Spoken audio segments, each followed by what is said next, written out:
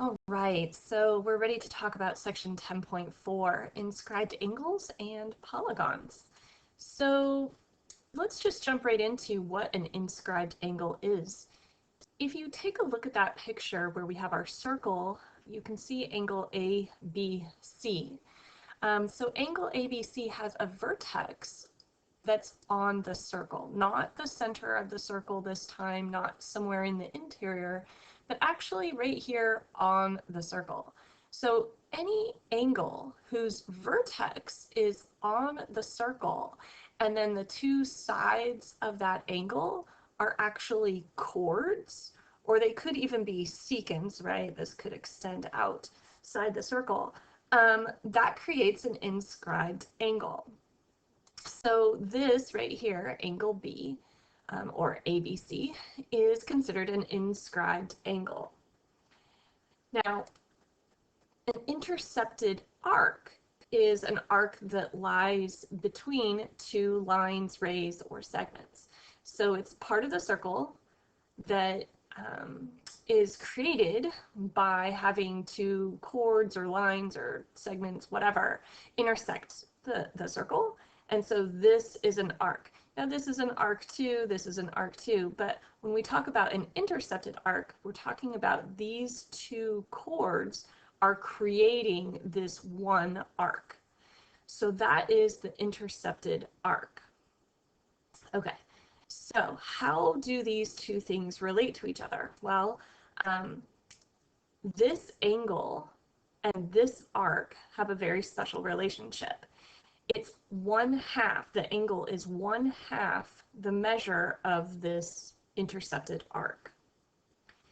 So we have this formula, and that's something you're going to have to remember. Now, we need to kind of untrain ourselves, because in the last section or two, I can't remember exactly which one it was, we said that the central angle was equal to the intercepted arc, right? So we now have to be really careful about where we find the vertex of our angle. Is it the center of the circle, or is it actually on the circle? Because there's a different relationship that that angle will have with the intercepted arc.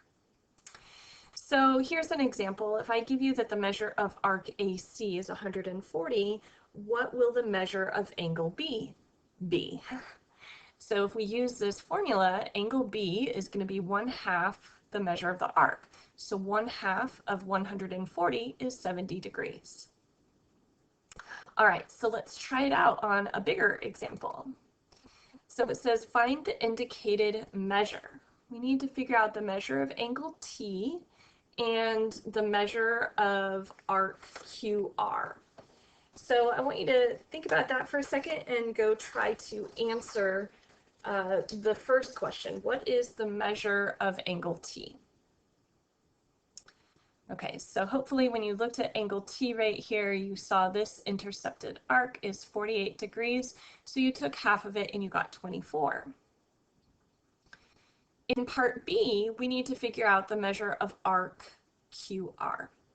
Now the thing is, we don't have an inscribed angle that's associated with QR. So we're going to do this a little differently.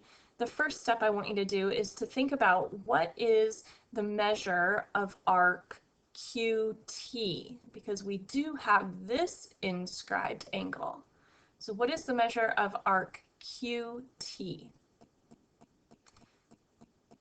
Okay, so the answer to that question was 100, right? Because we take this arc and we double it, because this angle is half of this arc. So whatever this angle measure is, you're going to double it to figure out the arc. All right, so we got 100. But how does that help us? Well, it helps us because if you look at RT right here is a diameter. And we know from a previous section that this entire arc is a semicircle. So that's 180 degrees. And if I take 180 and subtract 100, I'm going to get the measure of QR. Okay, so not only can you take an arc and figure out the angle, but you can take the inscribed angle and figure out the arc. So it can go both ways. All right, next example. All right, I'm going to let you take a look at these 3 questions. Give you a second to read them and maybe fill in some information on your paper. And then we're going to go through and answer them. So the first question, what is the measure of RS? So that's this arc right here. Okay, so this is the inscribed angle. So if we double 31, we'll get RS. All right, so we get 62. And then the next question says, what is the measure of STR? So angle STR. So we're looking for this angle right here.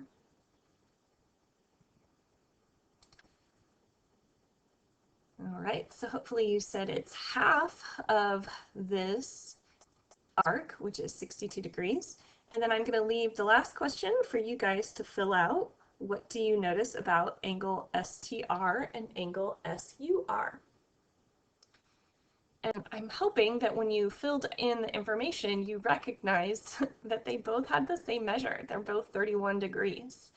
And that's a really interesting relationship that we're going to talk about in the next theorem. So the next theorem says that if you have 2 inscribed angles of a circle and they intersect the same exact arc, then the angles are going to be congruent.